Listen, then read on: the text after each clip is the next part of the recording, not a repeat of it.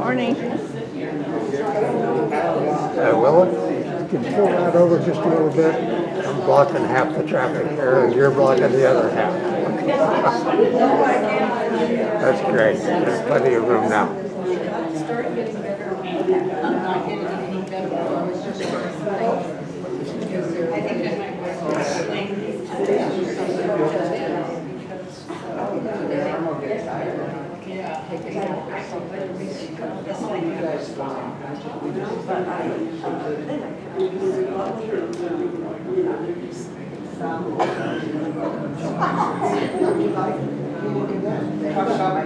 I'm ready. She's not.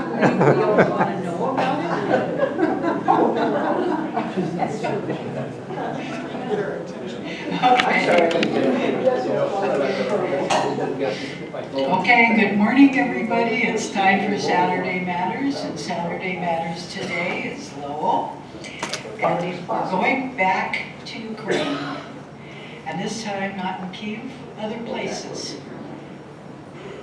Okay, go ahead. Thanks, Bob. If you were here last week, you heard me talk a little bit about why I was in Ukraine. I want to expand on that a little bit today.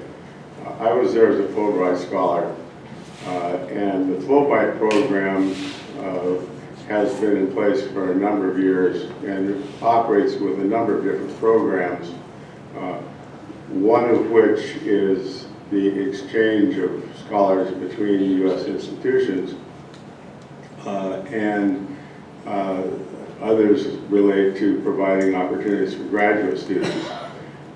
The goal basically is to provide opportunities for people to develop international relationships. It has worked with foreign scientists, scholars coming to this country for positions, and Americans going to positions literally throughout the world. In addition, there are graduate student Fulbrights, where graduate students are provided with opportunities to go and do research and or other kinds of activities, both people coming here and people from the U.S. going abroad. I know that Gail Baker was a Fulbright scholar several times. You may remember Nancy York, forced into herself. She was had a graduate program. The reason I go through this again is that this week, basically, the Fulbright program has been decimated. It's hard to know what the full details are, but a number of individual scholars have had their Fulbrights revoked, and the Fulbright board, which oversees the program, resigned en masse. So it's really hard to know what's going to happen, but it's been really important. It's incredibly competitive, both in this country to go abroad and for positions in this country. It's an extensive vetting process, and it has been in the past free from political interference. The members of the board have been appointed by presidents, but basically, as of now, the whole program is in limbo.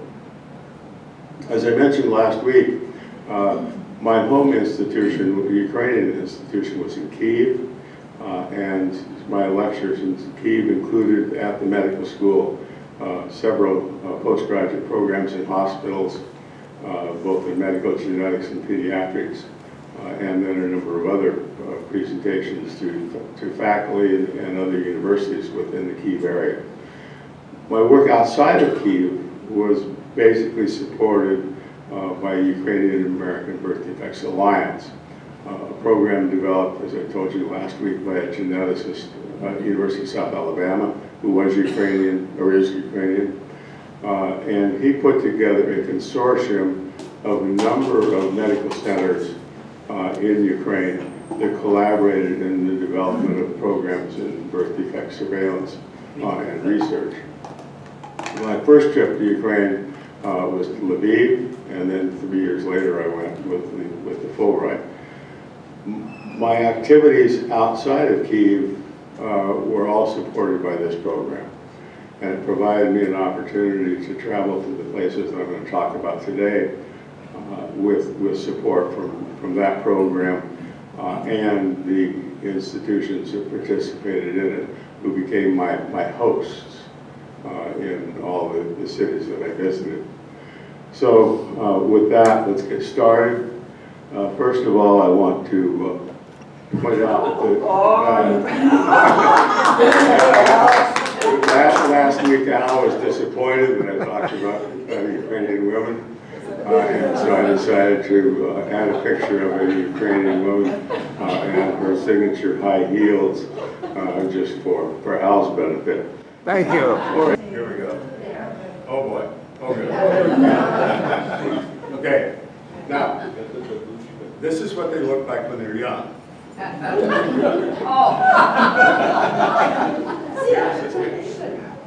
guess Hal's not here again this week.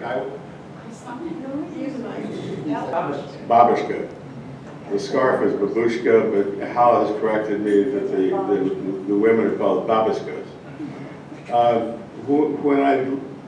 This woman looks really happy, and I picked that out.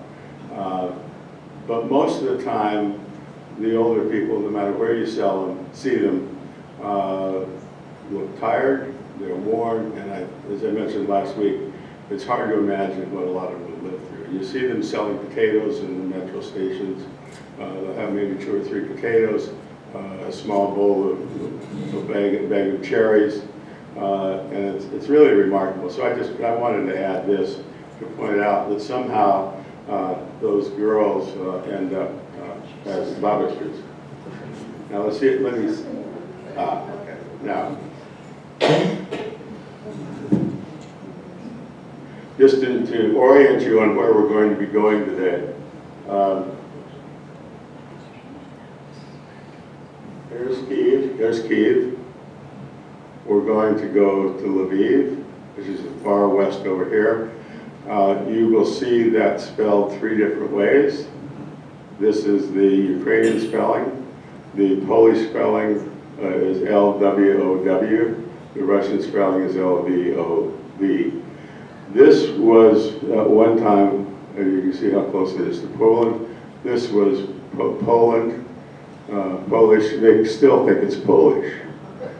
And so anytime I follow a number of Facebook places or a number of sites on Facebook, and anytime somebody posts a picture of Lviv, the Poles respond, "This is Polish." It was also part of the Lithuanian Empire.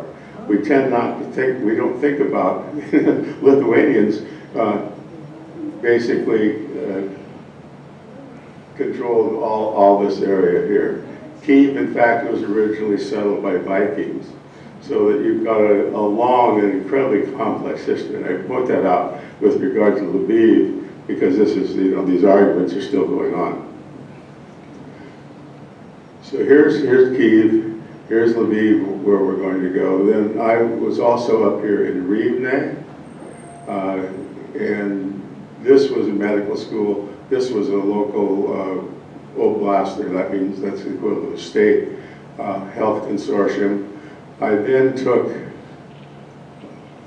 most of my interior travel was by air, but from Rivne down to Kamenetsky here, I went by ambulance. The person who acted as my interpreter in Rivne had come up by a clinic ambulance from here, and so she and I and the driver drove down by ambulance. There's no airport there, so I went from Kamenetsky back to Kyiv by rail. I then also traveled down to Crimea, flying, and then the other place that I went is over here in the far east to Donetsk. So I want to start with Lviv.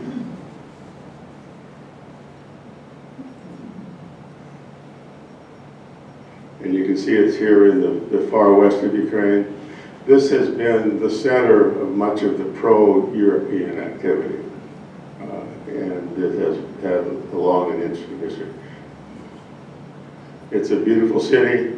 You can see a typical square here. This is Rhinox Square. That means market. That's the market square.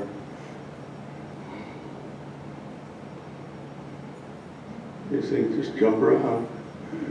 Independence Square. And at one end of Independence Square is the Opera House. The first time I was there, I saw Swan Lake, which is kind of an appropriate thing to do if you're in an Eastern European country. One of my, on my initial trip there, that was in cooperation with the University of Health and the Birth Defects program there in Western Ukraine.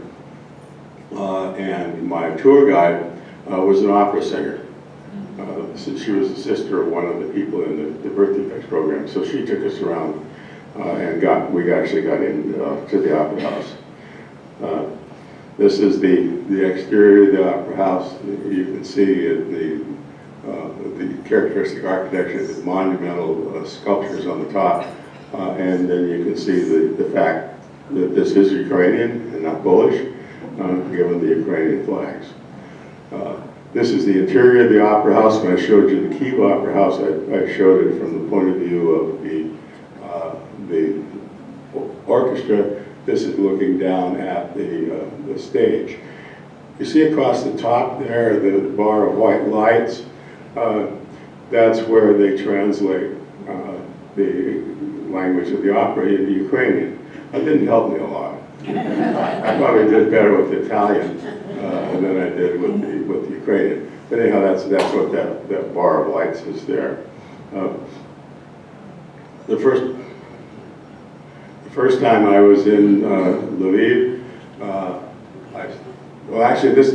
this is the hotel where Susan and the kids and I stayed when we went to Lviv. This is the George Hotel. There's two really nice hotels there. This one and this is the one where I stayed the first time I was there, the Grand Hotel. And both of these are right in the heart of the city on that large square, Independence Square.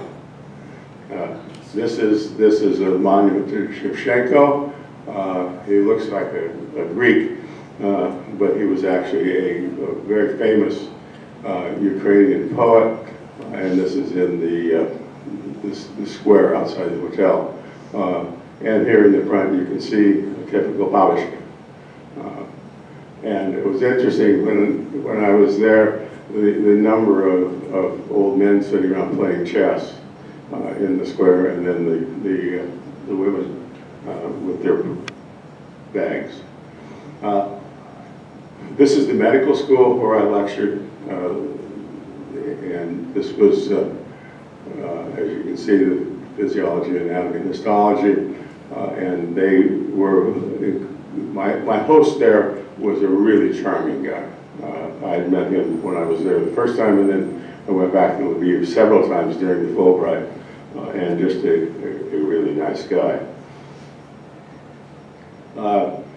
This is another square, and this one is particularly interesting from the point of view, if you see the tables off to the right, that was a little pub where Susan and Jeremy and Allison and I sat and had a few beers and met a really fascinating Ukrainian guy. We probably spent an hour talking to him about his experiences with the change in Ukraine. And then in the background, some legs.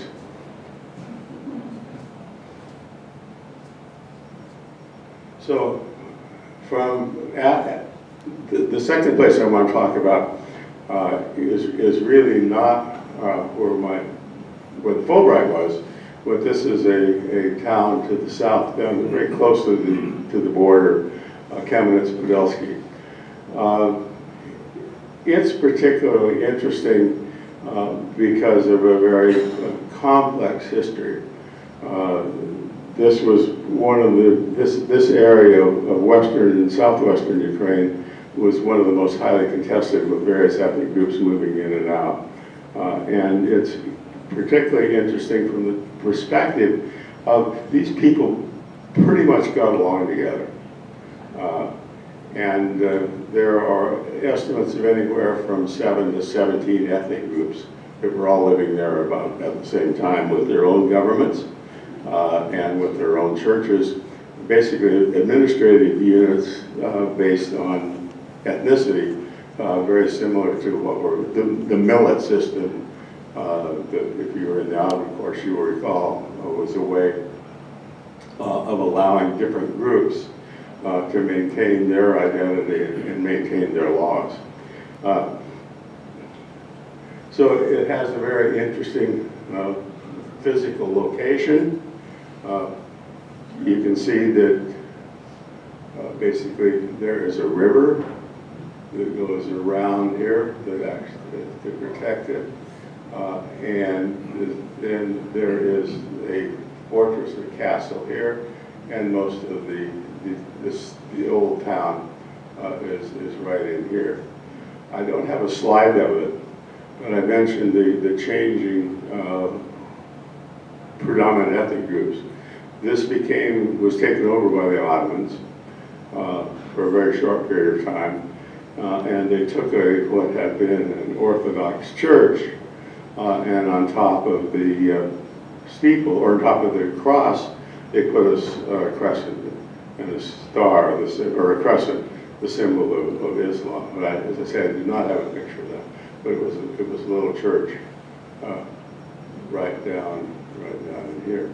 Now, the fortress of the castle, this shows the town. You can see here's the river, and so the town's here, then the castle is off over here. But you can see that this was relatively well protected by the river. But in addition to the river, they had a large fortress or castle. This is referred to as the Turkish Bridge, because apparently it must have been built by the Turks. But interestingly, the castle, the fortress, was not all built at the same time. It was built over a number of years. And these square towers are Turkish or Ottoman, and the round ones are Russian, so it's a real conglomeration. I should point out that this town is considered a UNESCO World Heritage Site because of its importance of a place where people were able to live together and develop very interesting and unique architectures.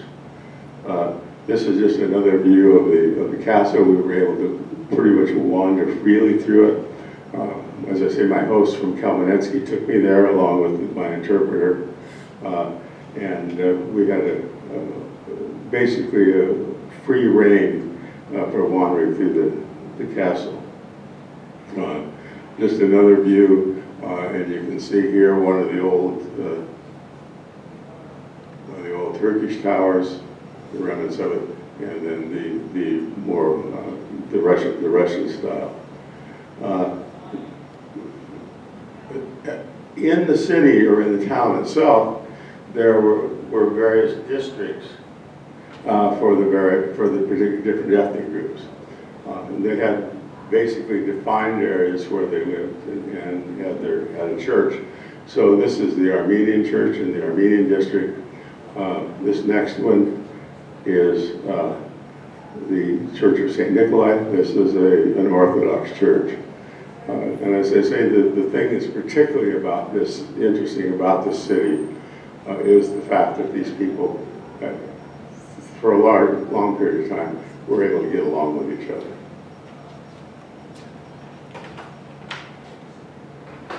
So the next place I want to go is to Crimea. And I was there at the medical school, and it was a very interesting trip because I was at the medical school in one city, but my host took me throughout the peninsula, throughout Crimea, and gave me a chance to really see what it was like. And so the first place I want to mention is Yalta. To orient you, Here's the Crimean Peninsula, and this is the Black Sea, the Caspian Sea, and Yalta is down here on the south coast. Yalta is probably most famous for the fact that at the close of World War II, this was the site of major peace talks.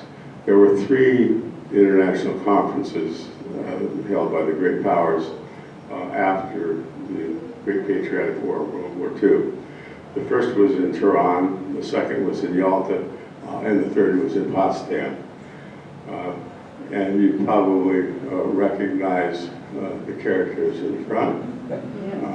You see Churchill, Roosevelt, and Joseph Stalin. Behind are a number of important people, including George Marshall, who was responsible for the Marshall Plan.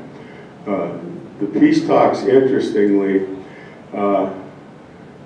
did not include one of the other major Western allies, France. France was excluded because basically Roosevelt didn't like de Gaulle, and the Russians didn't like the French. And if you know your history, you may have a good understanding of why the Russians weren't terribly enamored with the French. The peace conference, most of the discussions were held at this palace. The different contingencies, the Brits, the Americans, and the Russians all had different palaces where they lived. If you're interested, there's a great book called The Daughters of Yalta that's written by, or that discusses the daughters of the various participants. Churchill's daughter, the daughter of the American ambassador to Russia, and I can't remember, I guess Stalin, must have been Stalin's daughter.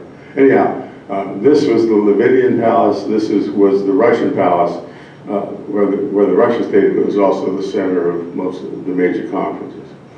This is the conference room in the Levidian palace. When I was there, you could look in the windows, but the palace was not open to tourists. This is another conference room, and I simply include this because it shows the flags of the participating nations, Russia, the U.S., and Great Britain, and then the participants, the negotiators at the table. I mean, in the photograph behind. The main focus of this conference was for the Allies who won the war or were winning the war to figure out what to do with Poland. Poland was the major topic of discussion because they knew that it was going to be taken over, and then the question was, well, who was going to control it? And I think Russia won. A very interesting cathedral there in Yalta. This is the Nevsky Cathedral, and just some typical ornate Orthodox architecture. Yalta is also a seaside town. It's on the Black Sea, and you can see here the harbor with pleasure boats. People walking on the promenade. It's really a lovely city. It used to be a place where Soviet officials went for their holiday on the Black Sea.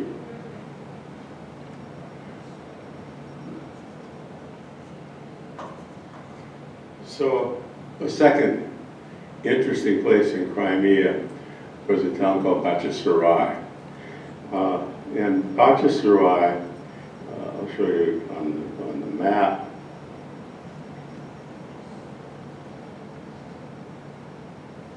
Here's Yalta. Here is Bakhchisarai. Here, this is the capital of Crimea. This is Simferopol. That's where the medical school was. That's where I lectured. Nothing terribly interesting there. I had a great time. I might point out that my hosts in Ukraine, most of them spoke English. Some of them didn't. and I always had usually a local person who spoke English and Ukrainian or Russian, as the case would be, who acted as my interpreter. As I pointed out last time, all my presentations in PowerPoint had been translated into Ukrainian. So I lectured in English, had the Ukrainian PowerPoint, and then a translator or an interpreter who would translate my English into the local language, Ukrainian. Usually, I stayed in a hospital or a medical school facility where they had rooms rooms in the broadest sense for visiting faculty or visiting dignitaries, some of which were better than others. But the people were really hospitable. I was well taken care of by my hosts everywhere I went in Ukraine. As I said, most of them spoke English. A couple of them did not. But I always, even though I struggled with language, I had somebody that would help me out. So anyhow, back to Bacha Sarai. Bacha Sarai was interesting because it was actually a Tartar, the capital of a Tartar Khanate. And you can see the map in 1939, the percentage of the population that was Tartar. They continued in Crimea, or at that time they continued to have 3 official languages: Ukrainian, Russian, and Tartar. The Tartar were an Islamic Muslim minority group, and among Stalin's other attempts at wiping out people, he felt that the Tartars were Nazi collaborators. A few of them were, but the majority were not. And so basically he shipped all the Tartars over a period of about 3 days, shipped all the Tartars out of Crimea. They went, if you look at the map, those dots along the top, those are all prison camps, those are all gulags. You can see a small percentage went there. The majority were moved to Uzbekistan, and then a small percentage to Kazakhstan. So most of those people, you can see the numbers up there if it matters, were sent not to the gulags, not to the prison camps, but to Kazakhstan and Uzbekistan. Then once Crimea has an interesting history. It was basically autonomous, and then Khrushchev gave it to Ukraine. And that's why Putin claims that it's Russian. It was a mistake that it was given to Ukraine. And so it became really the first target of Putin's attempt to take over Ukraine. He took over Crimea. Well, after the breakup of the Soviet Union, the Tartars were allowed to return to Crimea. And you can see that this is the distribution where the populations are over time after their return. So Bacha Sarai is right down here. Now I mentioned this is a view, a contemporary view of the town, the center of the town, and you can see the minaret there for a mosque. This had been Islamic. This is the Khan's palace with the mosque and the minarets. The Khan basically, this was an autonomous Khanate. That's an administrative and organizational unit that you see throughout much of the Islamic world. There were Khanates in Kyiv and a number of places in Central Asia, where you've got basically a leader, a potentate, who represents both the state and the religion. So this is his palace. in Sarai. Another view of the palace, the interior, very ornate, typical. And then another one, you can see the very large carpet there. Just as a cultural aside, what you see here are furnaces. Those are braziers, where they burn charcoal, and these are basically to heat the house. This one here is smaller, but this big one, you can see it's got a pan underneath it to catch the ashes. And this is a typical way of heating homes in the Middle East and Crimea.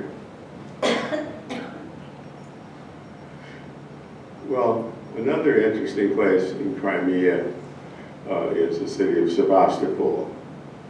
And Sevastopol really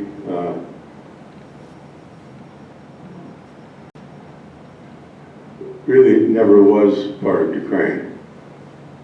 It's down here in the lower southwest corner. And basically Sevastopol was always controlled, even when Ukraine was given back, or given when Crimea was given to Ukraine, it remained Russian. And it was the home of the Russian fleet. This was the Russians' warm water port. And if you recall the history, a lot of what was going on with the wars in this part of the world were Russia's desire to have access to the Mediterranean or to have a warm water port, because the ports in the north aren't that useful, if you will, in the winter. This is a view of the Sevastopol harbor, and here's a view of an interesting building along the waterfront. At one time, this city was entirely off limits to non-military personnel. The only people who lived and entered Sevastopol were military and their families. So that it was basically a closed city for the Russian Navy. Here you can see in the harbor, you can see the dry dock there in the foreground. But what struck me most about Sevastopol was the Russian warships. When I was there, this was in 2005, it was no longer closed, but it was still the Russian Navy's warm water port. And the port is basically filled with warships. It kind of reminds me of when you go north of San Francisco across the bay, the mothballed ships there. Is it Richmond? Richmond? Yeah. Anyhow, these are not mothballed. These are active ships, and sometimes they go out on maneuvers. So they continue to maintain, the Russians continued to maintain their military presence in Crimea even before they invaded and took it over in 2014. The last place I want to talk about is Donetsk. Donetsk is in the far east. You can see it's marked there, north of the Sea of Azov, Crimea down below.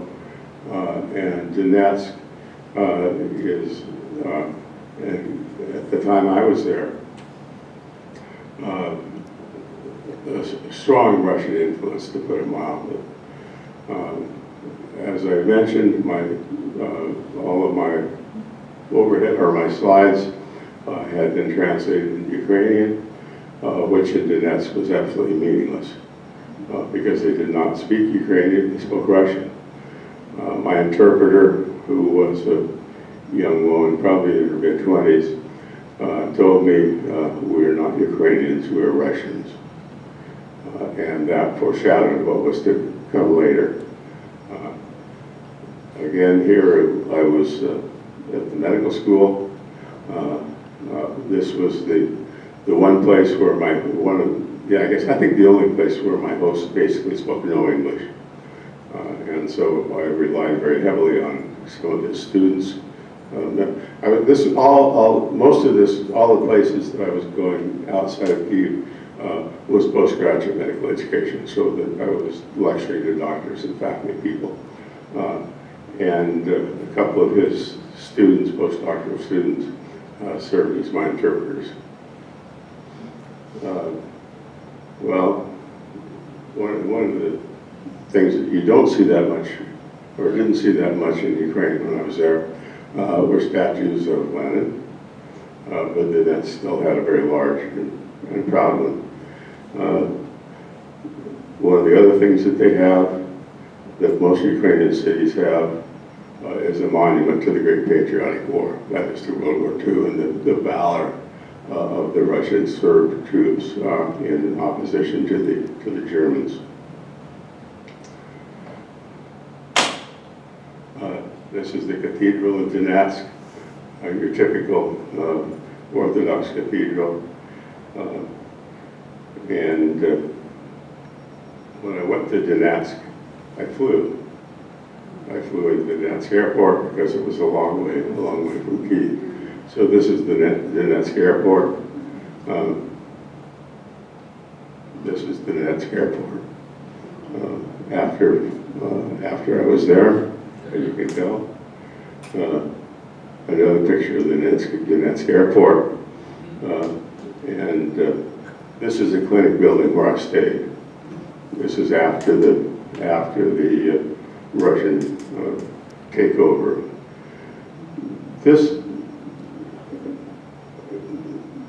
The politics of this are quite complicated, but basically, if you look at this map, you'll see that in pink are three areas which basically became Russian.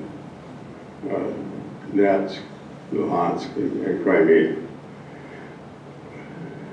The Russian attempt, and Hal has talked about this a lot, and I'm not going to try to recapitulate what he says because he's much more informed about this from a reporter's point of view. But from my point of view, being kind of boots on the ground, all of these areas, all three of these areas, have strong Russian ties. They were not settled by Ukrainians. They were settled by Russians. Russia becomes the language of choice. And I think that if such were possible, I think that if an election were held, these areas would choose to go with Russia. But I also think that applies to these areas as well. So basically what you've got here with the southern part of Ukraine are populations that are predominantly Russian and have much more allegiance to Russia from a political perspective than they do to Ukraine.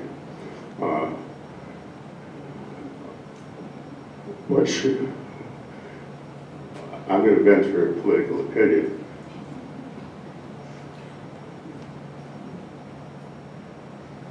And that is what should have happened was Ukraine should have said to Luhansk and Donetsk, okay, you go with Russia. You will no longer be part of Ukraine. That didn't happen. As you know, the Russians now control much of this area. They're attacking over here in the Donetsk. And who knows what's going to come of this.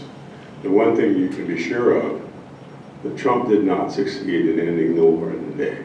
And I'll leave it at that. Thanks a lot.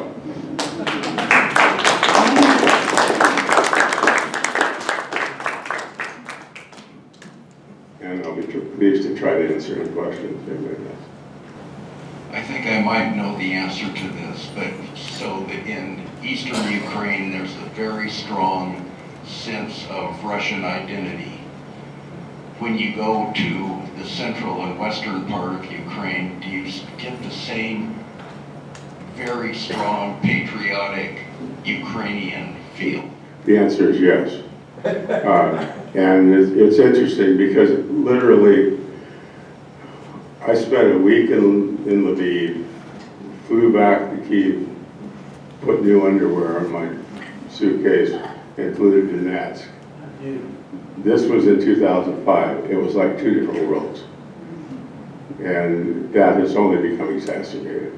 Kyiv in the middle is a little more mixed. But clear, the major pro-European influence has come from the west, from Lviv, and the major Russian alliance is there in the east, in Donetsk and Luhansk. And it's a country divided. The problem is that the Dnieper River, which would be a logical dividing place, goes through the heart of Kyiv. And so you can't divide it along a river like the Danube forms the river or the border between Serbia and Romania and Bulgaria. Anybody else? Yeah, Don. Do they use the Cyrillic alphabet throughout the country, including the western portions?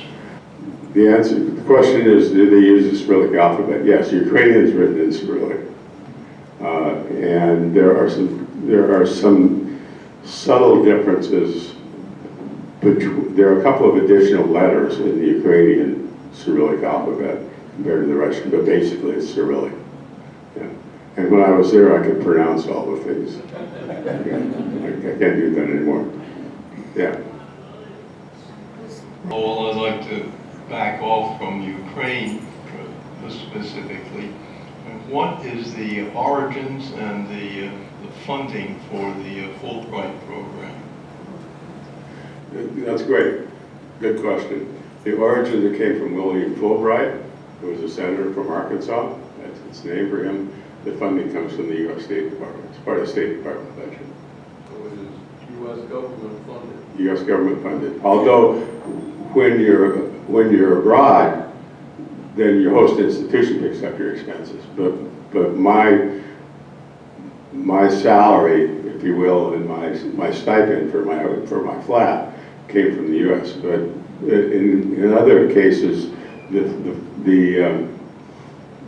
I think Pat's got an answer to this. Let Pat answer that. She's all excited about it. In the early days, the money that was spent on Fulbright scholars going abroad, say to England, was money that England owed to the United States because of the war. And so this was a way of not punishing the countries when they needed to repay the money. But it also was a benefit to us because then they educated Americans abroad. Yeah, I'm trying. What was the name of those funds? Because most of the countries in the world had basically owed us money, and this was the way that they paid it back. There was a special name for it. Yeah. But now, as I say, it's my travel when I was in Ukraine was funded by the Ukrainian American Birth Defects Program. They handled all my travel, my internal travel. A good question, but basically, I can't remember the numbers that have been kicked around this last week, but basically the State Department funds the program and President Trump says, no, it's not in line with my Make America Great again.